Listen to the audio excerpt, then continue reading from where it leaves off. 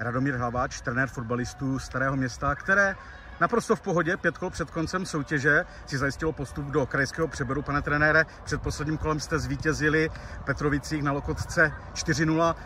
Bylo to tak jednoznačné, ukazuje výsledek? Tak určitě ne, jak na podzim. To podzimní utkání u nás bylo z naší strany, dalo by se říct, špatné. Trápili jsme se, vyhráli jsme jenom 1-0, jo.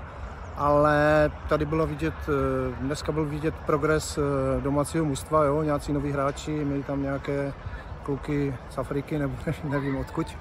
Jo, takže pro nás každý zápas, ne že je těžký, ale proti nám soupeři nastupují s takovým, dalo by se říct, už respektem, že? A spíše hrajou proti nám z takového bloku a nám se to těžko dobývá, jo.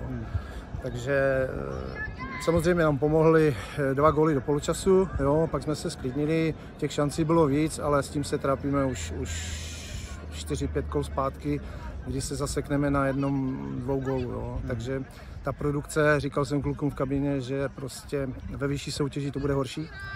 A prostě tam, když neproměníme 2-3 šance, které se nám nabídnou, tak nás soupeř bude trestat a ty výsledky nebudou takové, jaké jsou. No, takže... Každopádně ta vaše jízda, tou soutěží, čekal jste, že to budete tak suverénní, a co zatím stojí? V čem jste byli lepší než soupeři?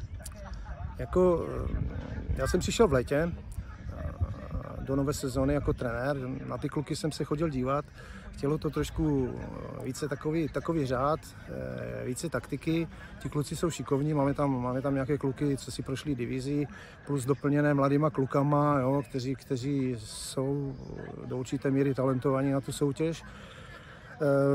Dali jsme tréninky 3krát týdně, kluci pracovali, jo, měli snahu, dali si říct, jo, byly tam nějaké taktické tréninky, které zvládali, no a podařilo se. No.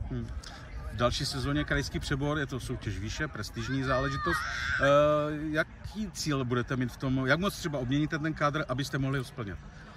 Tak už i dneska jsme říkali klukům v kabině, že ten kádr moc obměňovat nebudeme. Chceme to trošku kysličit samozřejmě, to určitě, ale že bychom, jako kluci si to vykopali, tak ať si to zkusí. Jo. Takže ten cíl je takový, nebo cíl, respektive chceme, aby většina těch kluků si ten krajský převod zahrála. Děkuji za rozhovor a přeji hodně štěstí. No, děkuji.